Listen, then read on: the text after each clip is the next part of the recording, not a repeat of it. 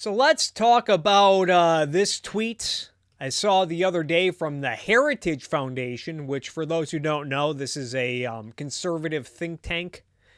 Has over 660,000 followers on Twitter.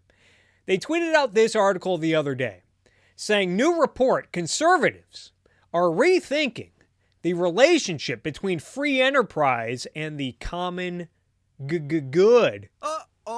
SpaghettiOs! The question is not whether to jettison free enterprise in favor of the common good, but rather how to orient free enterprise in support of the common good. Blow it out your ass. Wonder what they mean by orient. They're saying, well, we're not going to get rid of it. We just want to orient free enterprise. What does that sound like, huh? Anyway, here's the article. Not going to read the whole thing. It's pretty long. If you guys want, you can read this on your own time. I'm only going to try to read bits and pieces. If you go all the way to the conclusion, though, that's where the tweet picks up. Yeah, conclusion. The free enterprise debate will continue for years to come. Healthy families, energetic civic institutions, and popular government are all desirable things. To get them, society must delineate the proper spheres of markets and politics. The question is not whether to jettison free enterprise in favor of the common good, but how to orient free enterprise in support of the common good. This requires properly understanding the common good, whatever the fuck that means, and how free enterprise affects it, non-materially as well as materially. The United States must learn to treat hard-nosed economics and humane political economy as complements, not substitutes.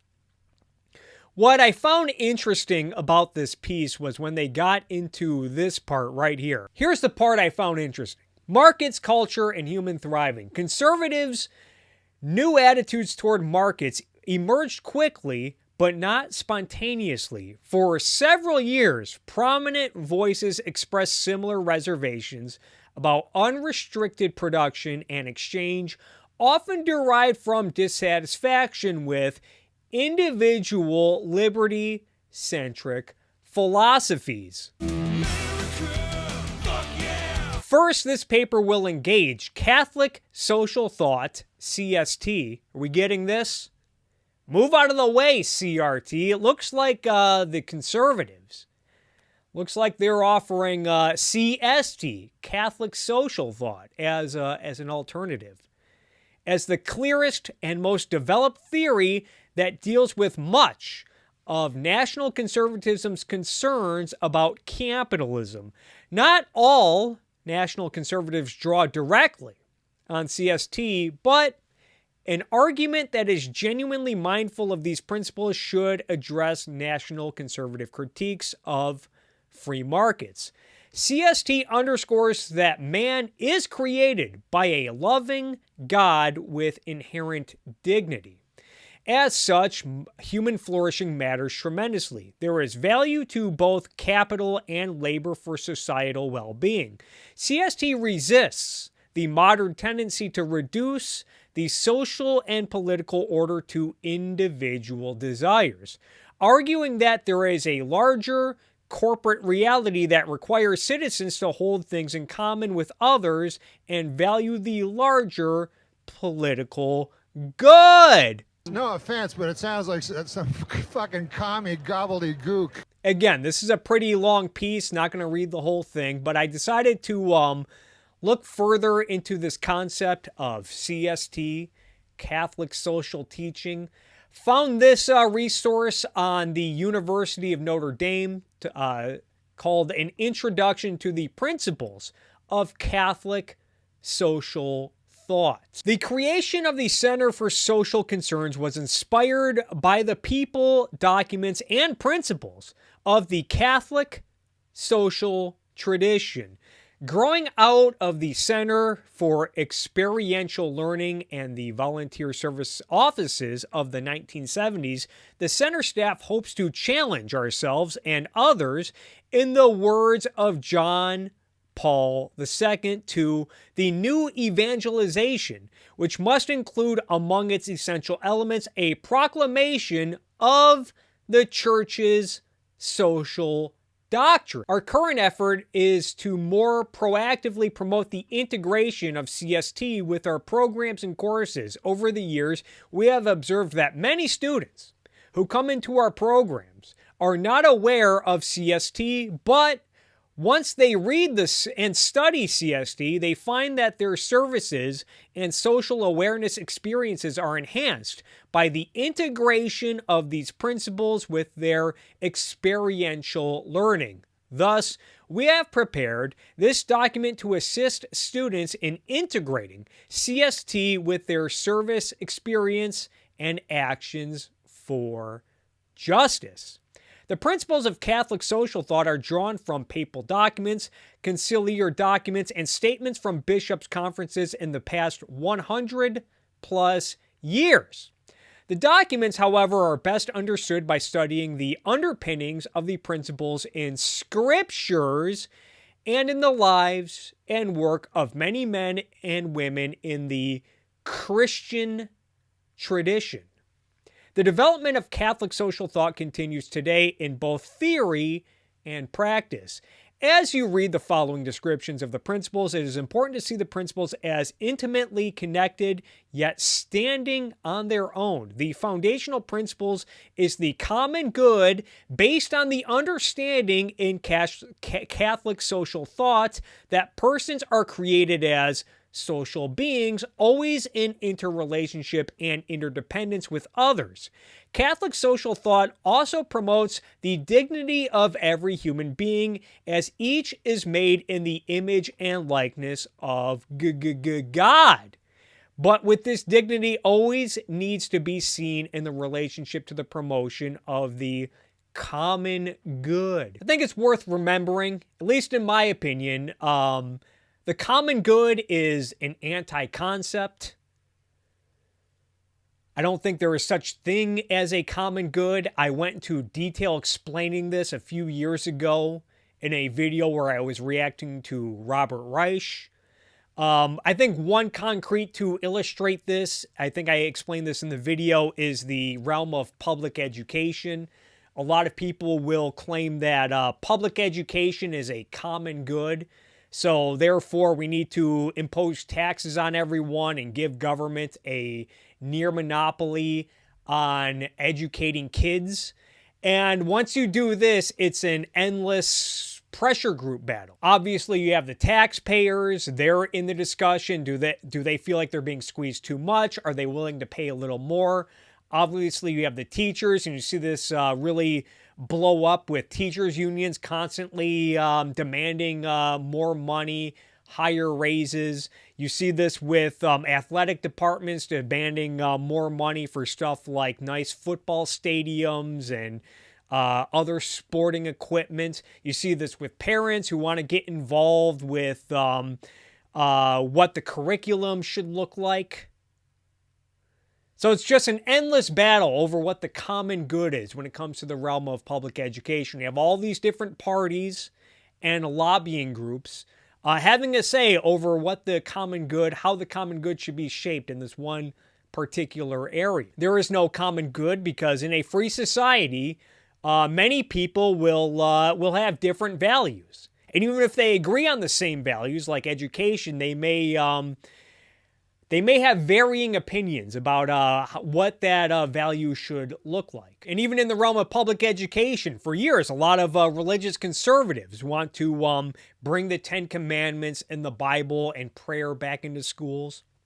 So clearly there's a disagreement over what should be talked about, what should be taught in schools. So even if two parties can agree, yeah, education is a good, but there might be a lot of disagreement, significant disagreement about what that good may look like. There is no such thing as the common good. Human dignity grounds and is protected by a spectrum of human rights and corresponding duties.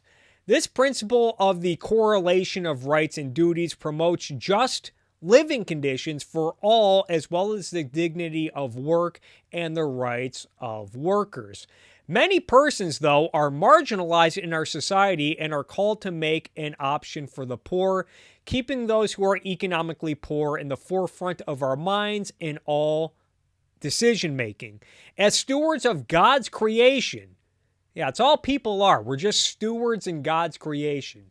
Both in terms of people and the earth, we need to face the environment concerns of our day, which disproportionately affect the economically poor. In response to how decisions are made to address the challenges in each of the spheres of society, the principles of subsidiary calls for action at the lowest possible level. And we're going to take a look at some of these principles. Let's just start off with the common good. When interdependence becomes recognized, the correlative response as a moral and social attitude, as a virtue, is solidarity. This then is not a feeling of vague compassion or shallow distress at the misfortunes of so many people, both near and far. On the contrary, it is a firm and persevering determination to commit oneself to the common good. Yeah, commit yourself to the common good, you guys. That is to say, to the good of all and of each individual, because we are all really responsible for all. No offense, but it sounds like some fucking commie gobbledygook. The common good, as a foundational principle, is closely intertwined with human dignity and leads to solidarity as described by John Paul II above. Because we are created as social beings, individual rights needs to be experienced within the context of promotion of the common good. What I get from this is that they don't really believe in individual rights. And you see this in fascist cultures who will do stuff like give you the pretense of private property. They'll let you keep the deed to your private property of your business so long as you use your business in service to the state, in service to the nation, or in service to the dominating political party. You kind of see this in communist cultures, or at least from what I can see from a lot of the online left, when they talk about the distinction between personal property and private property. When they talk about the abolition of private property, they'll say stuff like, oh, we don't want to get rid of stuff like your toothbrush or your bed or your microwave oven or your cooking utensils or whatever. No. We just want to abolish private property, which has been used to exploit the proletariat, the working class. So in other words, the political party, the voting majority, whoever's the authority, they'll decide which property you get to keep. And if you start using personal property, say you start using your oven, your kitchen to make hot dogs to sell on the streets, and then you start hiring people to help you make the hot dogs, and then you make a profit off of that, well, now you're exploiting people, and we can't have that. And in that instance, is it really your personal property?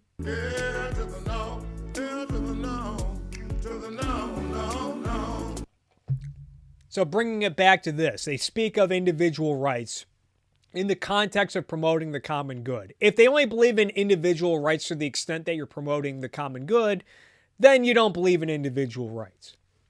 Contrary to the cultural bias of our time, there is a long-standing Christian conviction rooted in biblical, patristic, and medieval thoughts that one deserves can only be properly determined within the framework that takes the common good and the needs of the poor into account. Pope John Paul II has updated the traditional conviction in a way that addresses the realities of today's high-tech, knowledge-based economy. The common good is the good that comes into existence in a community of solidarity among active equal agents.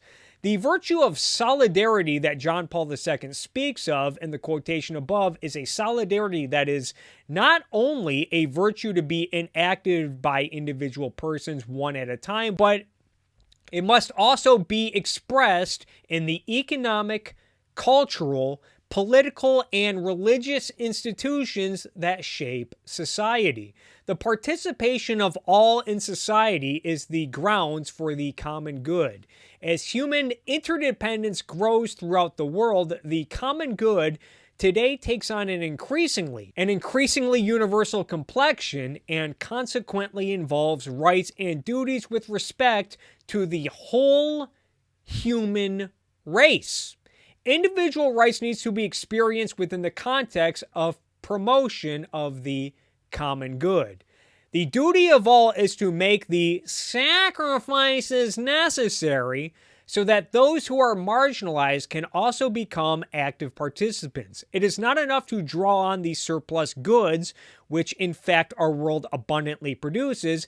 It requires, above all, a change of lifestyles, of modes of production and consumption, and of established structures of power which today governs societies. In terms of international relationships, interdependence must be transformed into solidarity based on the principle that goods of creation are meant for all. So yeah, if you create something, it's meant for all, you guys. That which human industry produces through the processing of raw materials with the contribution of work must serve equally for the good of all. No offense, but it sounds like some fucking commie gobbledygook. I guess this is one of the alternatives that were being presented as an alternative to the left.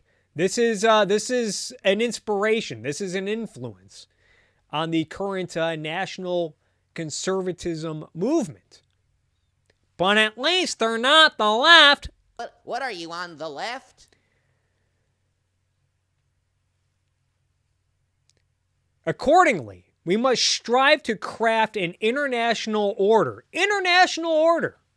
that reflects true biblical justice, a society marked by the fullness of love, compassion, and peace, which I find interesting for a variety of reasons. You know, I talked about this when talking about the World Economic Forum. If you were to tell me that there was this powerful institution headquartered in Central Europe, headed by some creepy old guy who was talking about stuff like this, like environmental justice and environmental issues and wealth inequality and all of that gobbledygook, how we need more international cooperation, I would guess that you would be speaking of the Catholic Church. But of course, a lot of people on the right might, they talk about the World Economic Forum in this context. Don't see much concern about the Catholic Church, which seems to have an interest in spreading their ideology, influencing a lot of governments throughout the world to act on behalf of the common good.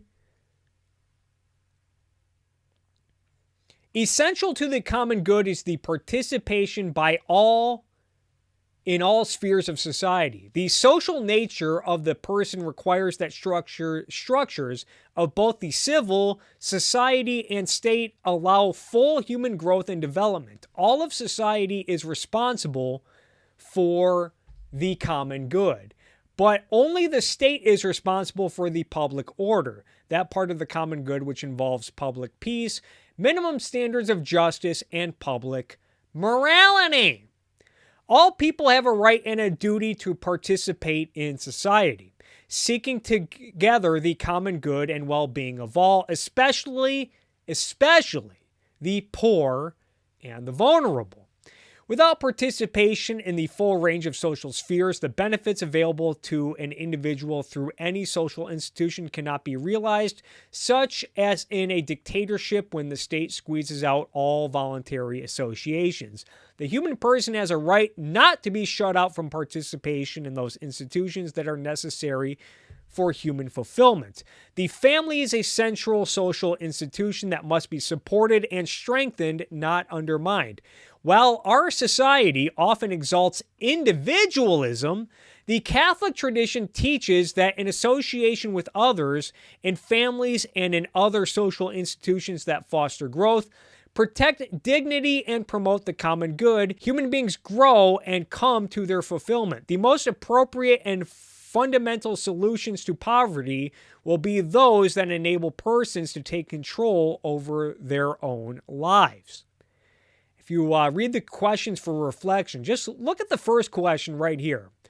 What tensions do you see between individual rights and the promotion of the common good in our society? So it looks like they're acknowledging that there's at least a conflict between the two. And if there is a conflict between the two, which priority do you think will take precedent with people under the influence of Catholic social teaching? There's a lot of quotes in here where you could easily mistake this for something that Bernie Sanders said, or some crazy communist knucklehead said, or Greta No Thunberg said. The life and dignity of the human person. We believe that the gospel of Jesus Christ is a gospel of life and invites all persons and societies to a new life lived abundantly in respect for human dignity. Now, it is worth remembering. I think it's worth noting. You know, in America, we have what is called a separation of church and state. However, when it comes to the realm of economics, to the extent that Catholic social teaching becomes a foundational principle with a lot of Republican politicians, which according to the Heritage piece, it talks about how Marco Rubio seems to be influenced by this, at least the notion of common good capitalism, whatever the fuck that means. So it looks like Marco Rubio may or may not already be under the influence of this sort of thinking. But imagine a world where this is the dominant thought amongst the political right, and they want to start shaping economic policy accordingly. Well, unfortunately, they might use Catholic social teaching to morally justify their economic policies. But politically, the Constitution isn't going to stop them because of that wonderful, beloved General Welfare Clause, which was reinterpreted to give the state a blank check to redistribute wealth and regulate human affairs in the name of promoting the general welfare. Central to the principle of human dignity is the understanding that every human being is created in the image of God, redeemed by Jesus Christ, destined for union with God, and therefore worthy of respect as a member of the human family. We are called to respect, and just going back to the notion of individual rights, it sounds like the school of Catholic social thought doesn't even believe in individualism. Clearly collectivist if they think that your existence proclaims moral claims and duties to the human race, to all persons, to the common good. We are called to respect all persons with the sense of awe that arises in the presence of all that is sacred and holy. Our tradition teaches that every human person is sacred from conception to death. We believe that those who are weak, vulnerable, or marginalized deserve special respect, especially those who are unborn, disabled, elderly, or dying. A key measure of every institution is whether or not it threatens or enhances the life and dignity of the human person. One factor that denies the inherent dignity of each person is discrimination in its many forms, such as that based on race, gender, or economic status. Okay, so that part isn't bad. The principle is not merely a prohibition against killing or harming life, rather it calls upon us to proclaim a new culture of life by revering life, loving life, and fostering life at all stages. Drawing our strength from Christ and following the example of Mary, we say yes to life in a word and deed. We say yes in gratitude and joy, incomparable dignity of each human being that it impels us to share this message with everyone. Stewardship and care for creation. You guys, I think, are going to like this one. Christian love forbids choosing between people and the planet. It urges us to work for an equitable, and sustainable future in which all peoples can share in the bounty of the earth and in which the earth itself is protected from predatory use.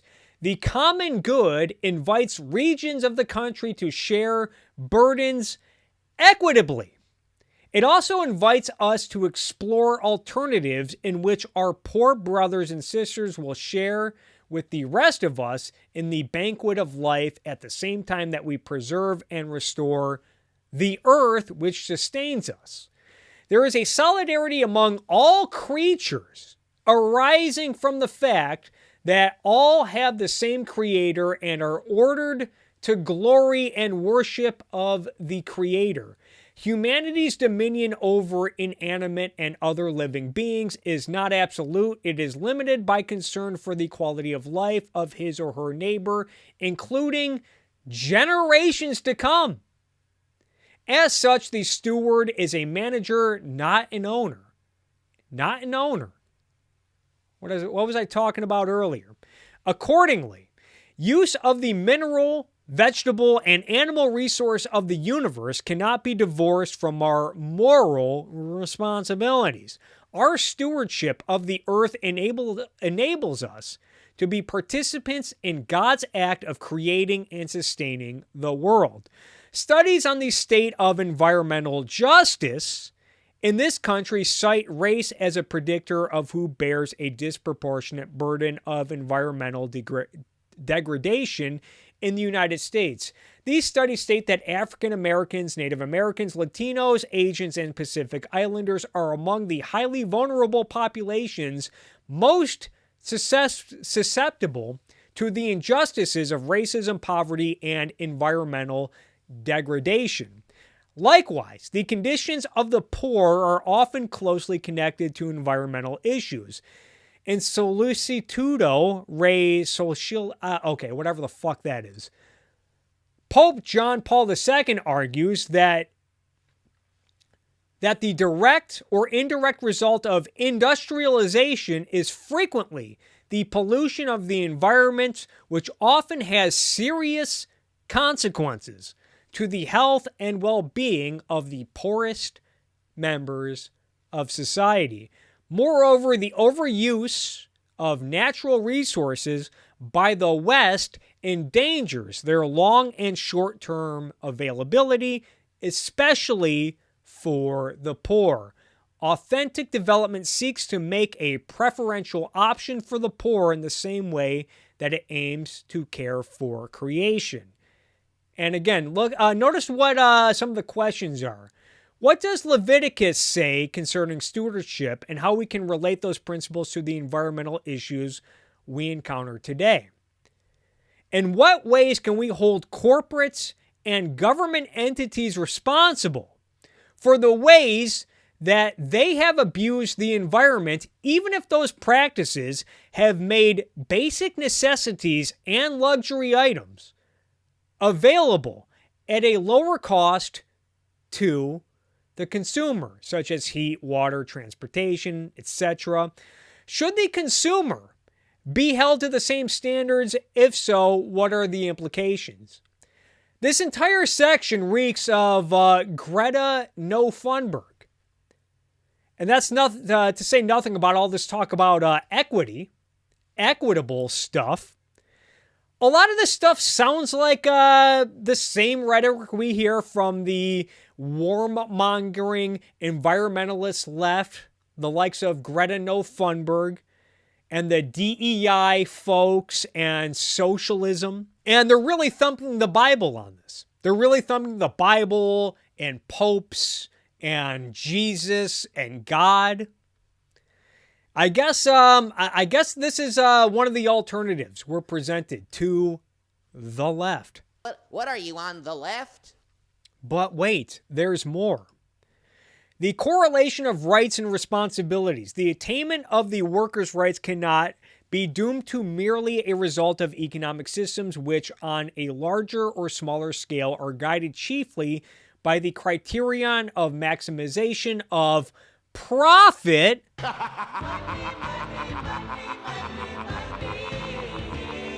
On the contrary, it is the respect of the objective rights of the worker, every kind of worker, manual or intellectual, industrial or agricultural, that must constitute the adequate and fundamental criterion for shaping the whole economy. Human dignity grounds and is protected by a spectrum of human rights and corresponding duties. Society facilitates participation in all spheres of the social order through interrelated rights and duties. Every person has a right to means that are necessary for the development of life: food, clothing, shelter, rest, medical care, and the necessary social services. Are we getting this?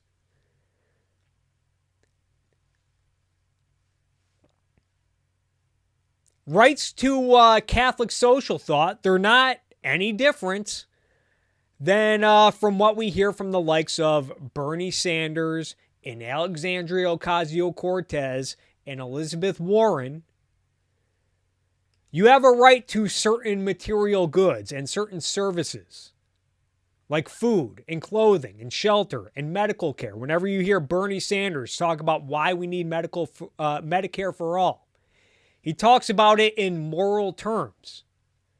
How healthcare is a human right. Likewise, all citizens have a duty to respect human rights. And what are human rights to Catholic social thought? Right here.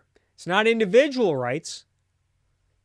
It's what is it called? Positive rights. I think I had to do a whole rebuttal to the communist second thought on this topic. Negative rights means the rights to be left alone. You have a right to think and act on your thoughts so long as you're not hurting others. Positive rights means that you have a right to certain material goods. And who's going to provide those? How can the government provide such material goods like shelter and food? Government doesn't make all of this stuff. Somewhat of a rhetorical question. They either have to rob that. They either have to take the material goods and rewards from other people to provide them for everyone in society, or they have to enslave people who produce the goods to guarantee them to people based on need or rights. Going to what Vagar mentioned earlier, outright need makes right. You're seeing it right here. Likewise, all citizens have a duty to respect human rights and to fulfill their responsibilities to each other and to the larger society. You have a duty to serve larger society. No offense, but it sounds like some fucking commie gobbledygook. The primary duty is to live in solidarity. That is a firm and persevering determination to commit oneself to the common good. That's your primary duty. Committing yourself to the common good. It's not to your own life. It's not for your own happiness. I know they sprinkle what seems to be semblances of lip service to that, but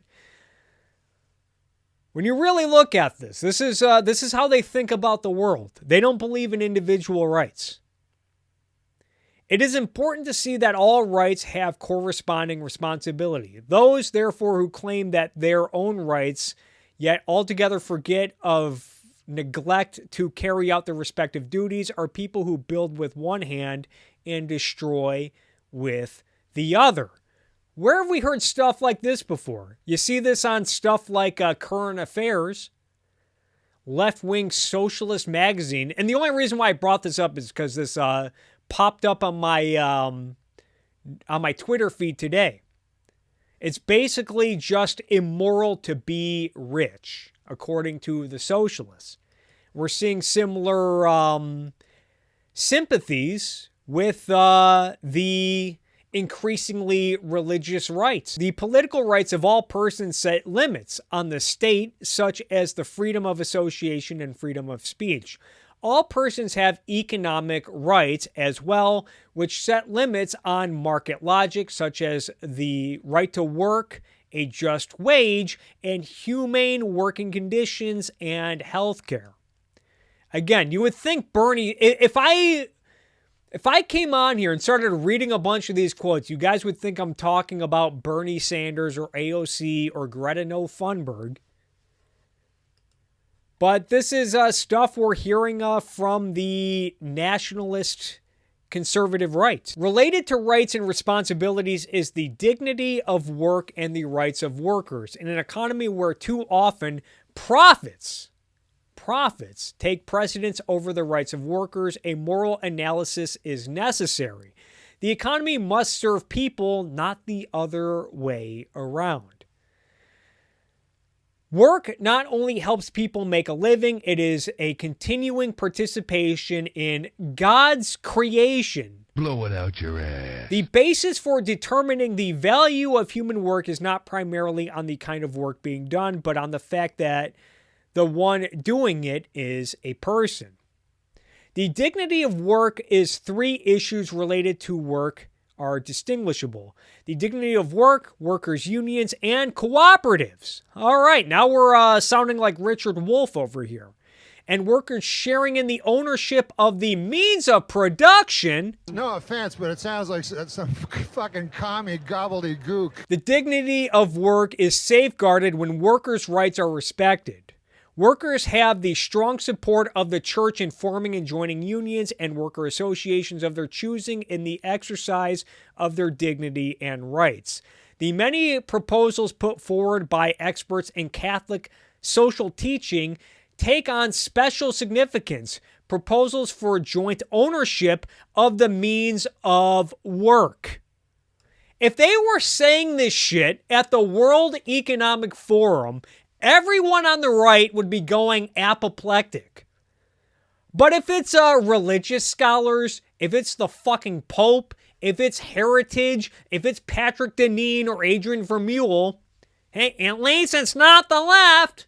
What are you, on the left? And again, when it comes to economic issues, if we ever get if this line of thinking ever dominates the political right and the Republican Party, a separation of church and state is not going to save us because, hey, they have that good old general welfare clause that the left has wanted for a long-ass time. Way to go, guys. Sharing by the workers in the management and or profits of business. It is clear that recognition of proper positions of labor and the worker in the production process demands various adaptations in the sphere of right to ownership of the means of production. I know I am abusing the hell out of this drop today, but... No offense, but it sounds like some fucking commie gobbledygook. And as Vagar says, yeah, just tap the sign. I've been, I almost did that today on Twitter. I'm like, I've tweeted this fucking meme like 5 times this week already. My Twitter feed is just going to be that meme and the, capitalism, the unfettered capitalism thread that I have ongoing. But wait, there's more. The preferential option for the poor and the vulnerable.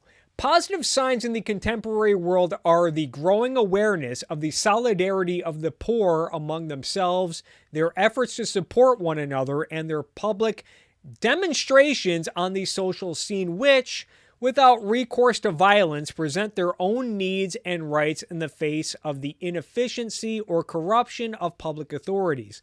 By virtue of their own evangelical duty, the church feels called to take her stand beside the poor to discern the justice of their request and to help satisfy them without losing sight of the good of groups in the context of the common good. As followers of Christ, we are challenged to make a preferential option for the poor, namely, to create conditions for marginalized voices to be heard, to defend the defenseless, to assess lifestyles, policies, and social institutions in terms of their impact on the poor. The option for the poor does not mean pitting one group against another, but rather it calls us to strengthen the whole community by assisting those who are most vulnerable. From the scriptures, we learn that the justice of a society is tested and judged by its treatment of the poor. God's covenant with Israel was dependent on the way the community treated the poor and unprotected, the widow, the orphan, the stranger. Throughout Israel's history and in the New Testament, the poor are agents of God's transforming power. In the Gospel of Luke, Jesus proclaims that he has been anointed to bring good news to the poor. Similarly, in the Last Judgment, we are told that we will be judged according to how we respond to the hungry, the thirsty, the prisoner, and the stranger. So again, your own life, your own happiness is not of precedence. It's not of priority. Your service is to the poor. A society is not judged by its achievements, by its creation of wealth, by its innovation, by its military power or whatever. No, it's judged by its service to the poor. And there is something to be said about the fact that free markets do help the poor the most. The poor are best off under a free market economy where politics, where the government is restricted to the protection of individual rights. And I want to make it clear that I have no problem for helping the poor if that's what you want to do. If you get fulfillment out of that, then good for you. But I don't think it should be your primary focus in life. And I don't think it should be the primary focus of politics. The primary focus of politics should be to create a free society so that the poor can be free to trade their labor, to be free to create wealth for themselves and rise out of poverty. But once you start guaranteeing stuff like rights to a house, rights to a free lunch, quote unquote free lunch, rights to this, rights to that, well, now you're not free anymore. And even if you were free, if you were free to a large extent to create wealth and make yourself rich, raise yourself out of poverty, well, now you are having duties and responsibilities imposed on you to sacrifice for the common good, for the poor, for the marginalized, for the downtrodden. Therefore, the preferential option for the poor is not optional. The Latin American bishops' conferences in Medellin and Puebla aim to emphasize the use of option as a verb rather than as a noun. As such, each Christian must make a choice to lift up the poor and disadvantaged in very real and concrete ways. Preferential option for the poor means that Christians are called to look at the world from the perspective of the marginalized and work in solidarity for justice. And then you see one of the questions right here. Are we collectively responsible for the conditions of poverty both locally and globally? Again, this sounds like a globalism. What can we do both directly and indirectly to work for change? Asks this questionnaire. Again, this is from the University of Notre Dame, talking about Catholic social thought, which sounds like the left, but just bringing God and Jesus and Bible and all of these former popes into the picture. Now, maybe it's the case that I'm wasting my time thinking about this, putting any thought into this, Catholic social thoughts. Maybe this won't ever come to dominate the political right, the conservative movement. Although someone like me has to wonder, considering that the political right is largely dominated by nationalism, especially in the realm of economics. The political right has largely abandoned free markets. And even religiously, one could say, yeah, this is a Catholicism, but the political right is largely dominated by Protestant thought. But if even the Protestants have been increasingly embracing nationalism and government intervention in the economy, abandoning free markets, and on top of that, they're very religious, what are they going to have to say to this line of thinking that's really bringing the Bible and Jesus and popes into this conversation? If they've already given up on free markets and they're continuing to emphasize religion as the alternative, what ground do people on the right have to stand up against this?